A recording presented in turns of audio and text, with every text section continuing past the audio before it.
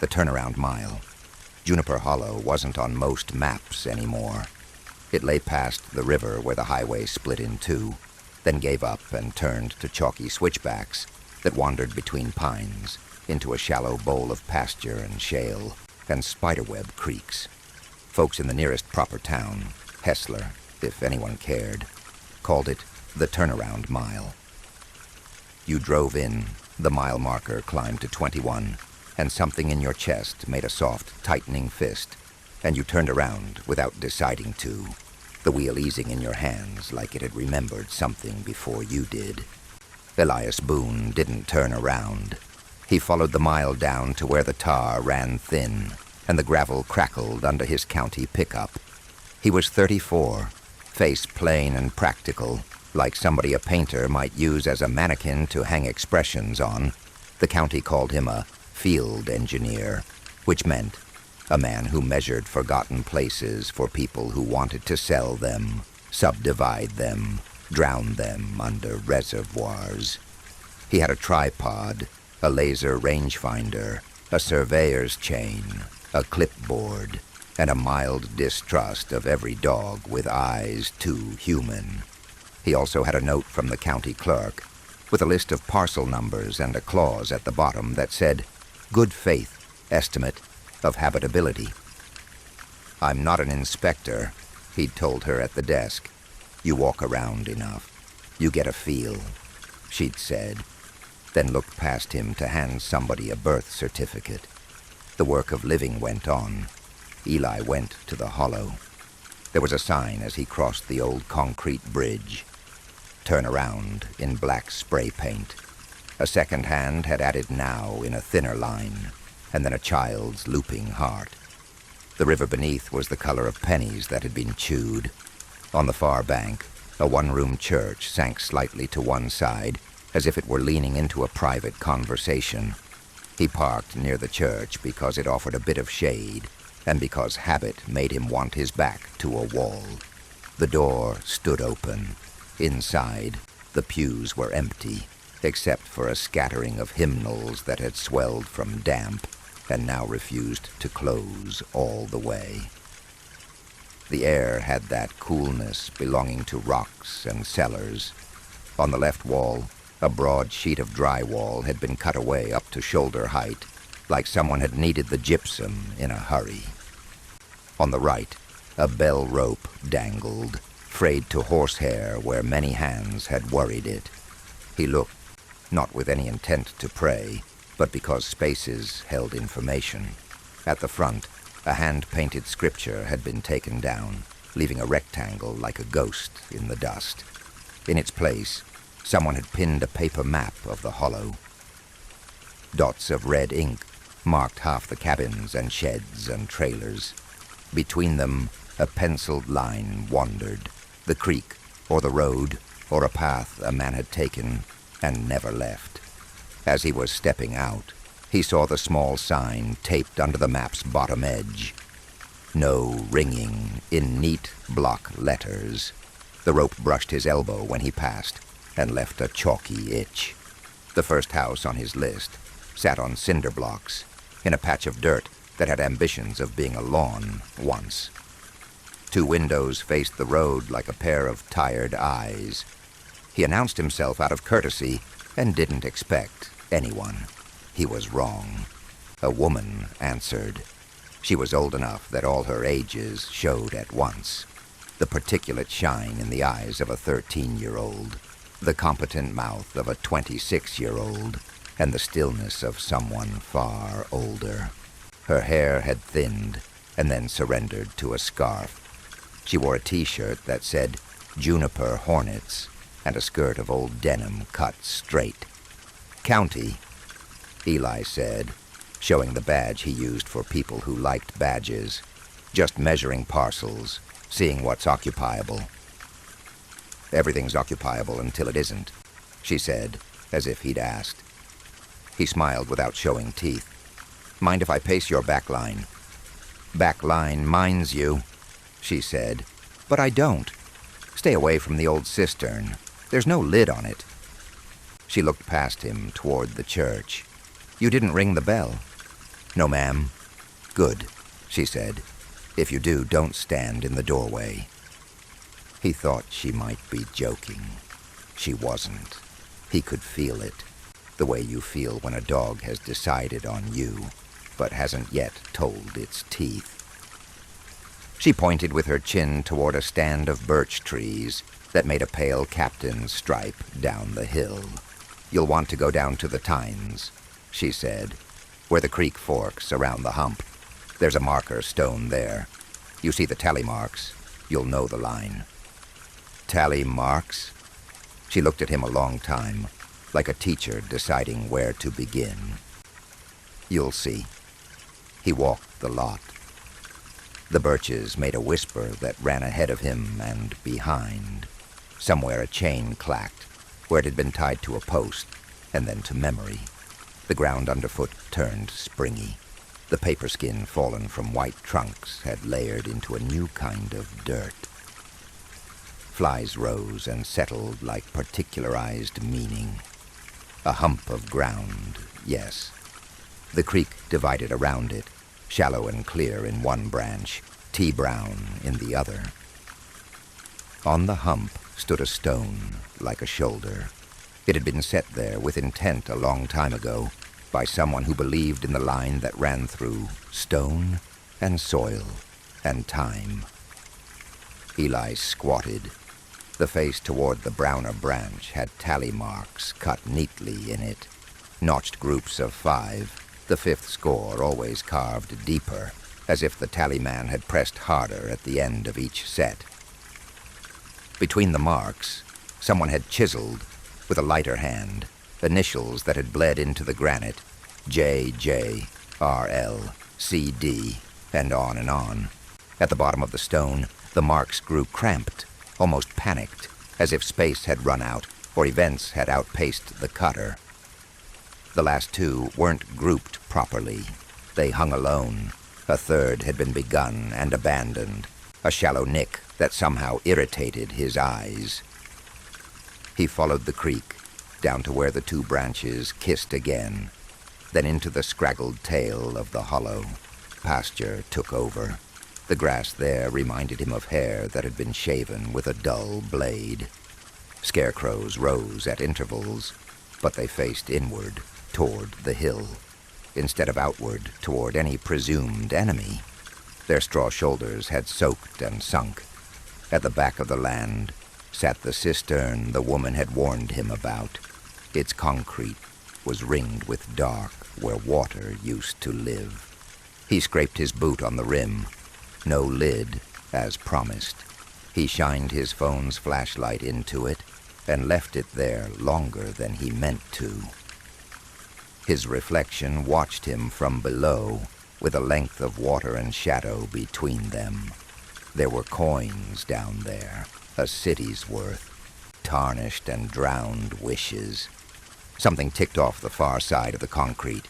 He moved the light, expecting a salamander or a glossy black spider the size of a cup saucer. A pale shape slipped back into darkness, too small for a hand, too large for a mouse. He didn't lean closer, not because of fear exactly, but because fear likes its rest. He logged the lot with a pen scratch and moved on. The hollow didn't so much hold houses as house husks. Trailers squatted low on popped tires, cabins that remembered heat even as their chimneys caved. A barn that had spun slowly in the weather until it faced a direction no one had chosen. At each one, there was something. A stack of boxes with a cutout window facing toward the road like a man-sized trap. A sheet of painted plywood with a number on it, 1, 2, 3, 4, hammered crooked to a sycamore, a rope strung low across a footpath that had caught at least one deer by the knee. Judging from the tuft of hair like milkweed snagged there, there were people, but not many. A man with a chain around his waist stepped from a shed when Eli called out, and for a moment Eli thought he was attached to something. A tank, a generator.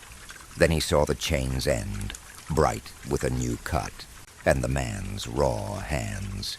"I had to," the man said before anything else. "I had to make a circle. I couldn't be in the line." "Sir," Eli said. He liked to keep his voice low and unbothered, like he was coaxing a dog out from under a bed. "The line goes through me," the man said, "but the circle..." He lifted the chain like a rosary. "I'm just measuring boundaries," Eli said. "County. I'll stay outside your circle if you want." "Doesn't matter if you do," the man said, and his face did a little twist like a branch about to give. "It moves." "What does?" "The mile." The man looked up the hill as if the mile were something you could watch, like cloud. "It comes down until it touches the river," he said. "Then it goes back up. We used to leave when it did. Now we stay." "You used to leave when what did?" "The counting," the man said, like a teacher this time, tired of a slow student. "Listen tonight." Eli nodded as if he had the option of not doing that. He wrote a note, "Chain Man, circle," and underlined it twice because he didn't know how else to connect it to the map in his head. At 4 in the afternoon, he stopped for a sandwich. He sat on the hood of his truck and ate slowly in the slatted shade of the church. The bell rope moved once with no help. He didn't like that quality of motion, the human-sized invitation in it, how it suggested a right height for a throat. He finished the sandwich and drank from a plastic bottle that kept wanting to crumple in his hand. He marked parcels until the light roughed into evening. He had booked a room in Haisler, but the miles between here and there felt long in a way a map couldn't measure. He thought about the man with the chain and the tallies on the stone. He thought about the note in the clerk's neat hand. Good faith estimate of habitability. He had a sleeping bag, and the ground was as honest a bed as any. He parked behind the church, in the notch where the foundation made a pocket of lee, and laid himself out on a thornless patch. He woke a little after midnight, without deciding to. There's a moment when you wake like that, where a piece of you is still outside your body, listening first before telling the rest whether to join. He lay very still, and heard the creek doing the math of stones. Then he heard something else. At first it was only the church. The wood creaked with night and drying. The bell rope, maybe, finding its new length. When it moved, it did that old house whisper Eli had heard in too many attics. A sound like sliding cloth, like a dress. He knew enough not to think of dresses. He kept breathing slow, deep in his stomach, so his ribs didn't rise high and make a shape a voice would notice. There, faint, at the edge of hearing, then not faint at all. A voice, not a person's voice, an arrangement of pressure that wore the shape of counting. 1, 2, 3, 4. A pause like a breath held. 1, 2, 3, 4, 5. Another pause. It wasn't a child's voice, though it used that cadence. It wasn't a machine either. It was the bell rope, getting what it wanted. He told himself. It was wind through a slit somewhere, making a whistle that rose and fell like numbers. He counted his own breath by 5s, trying to match the pauses without matching the numbers. 15, 20. The counting went on, patient as geology, steady without ever becoming boring. It did not rise.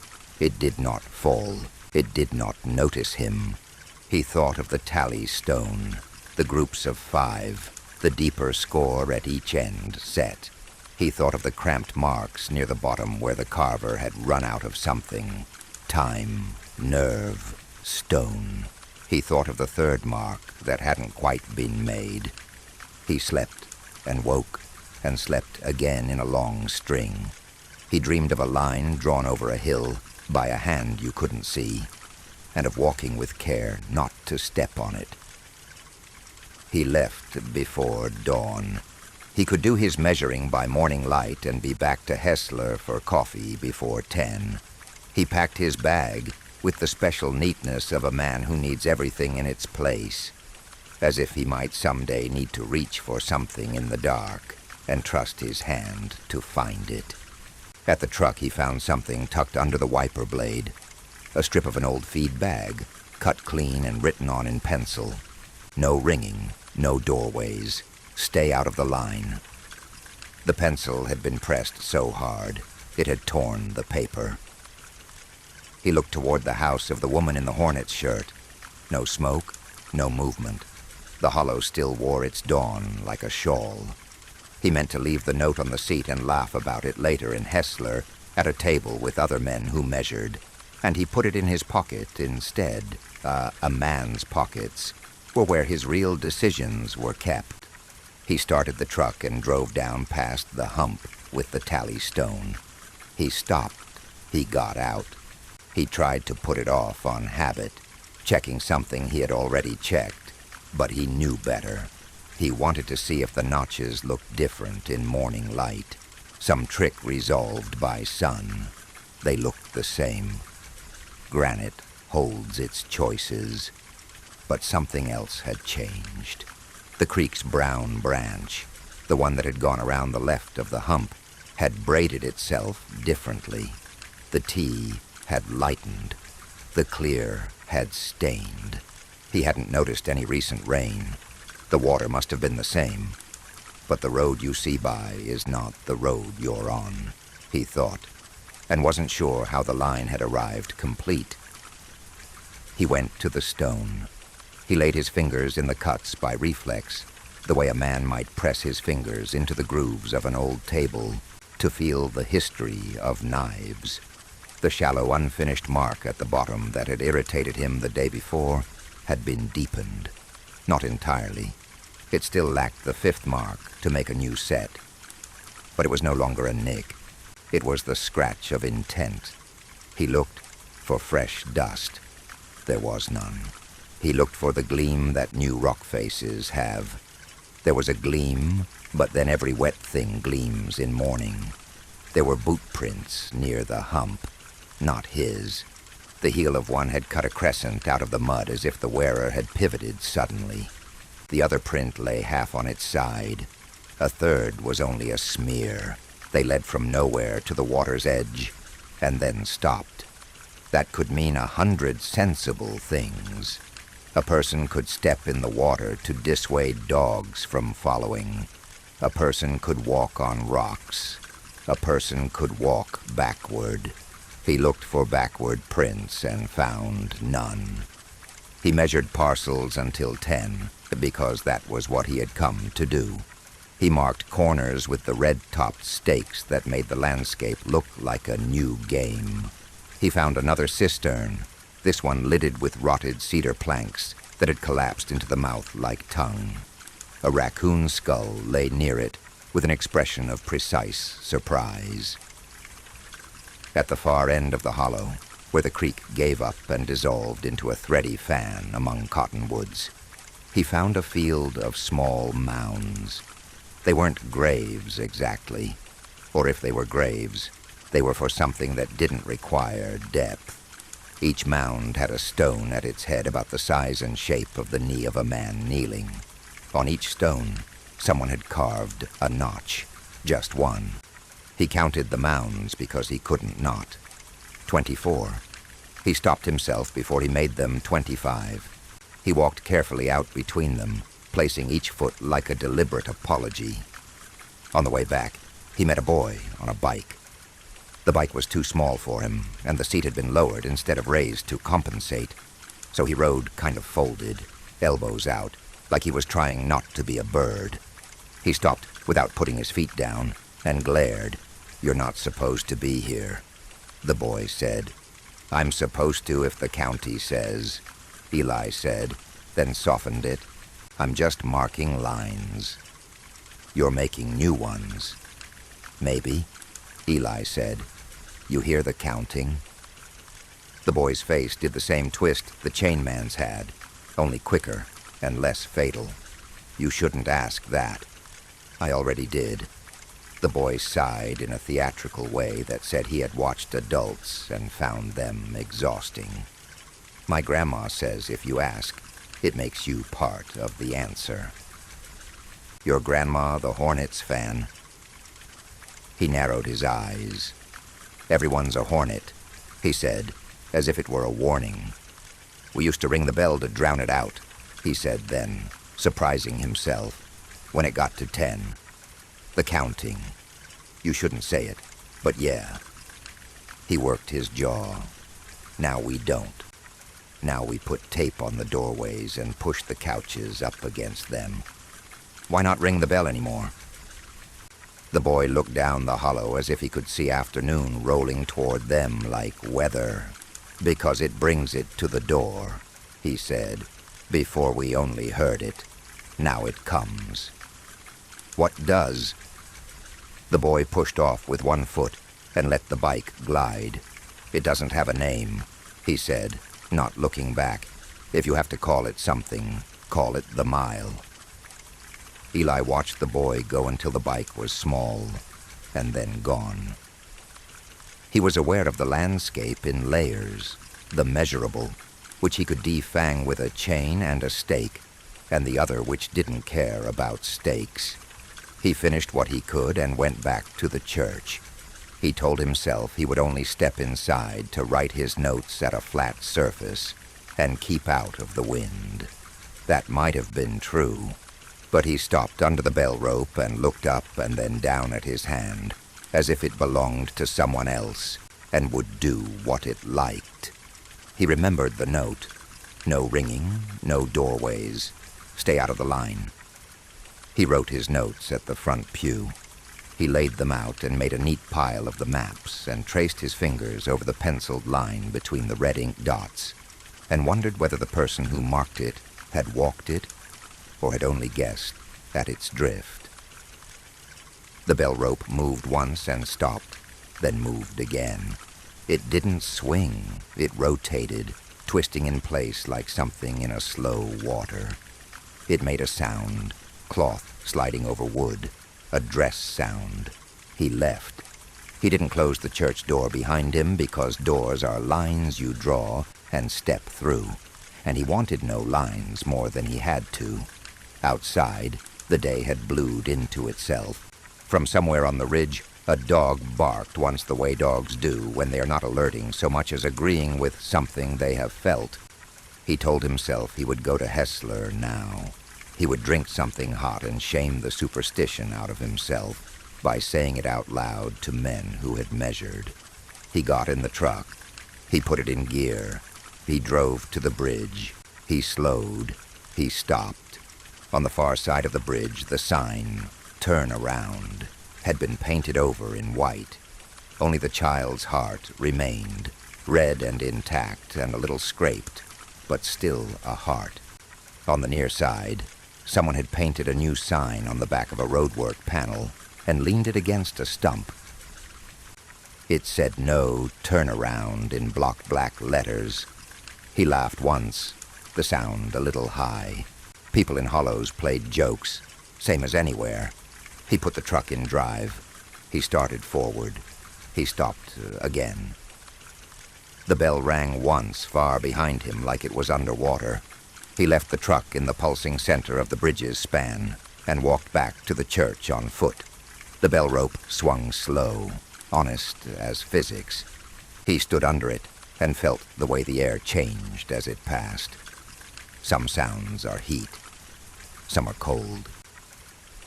This one was a bare hand pressed to the floodgate in a dam.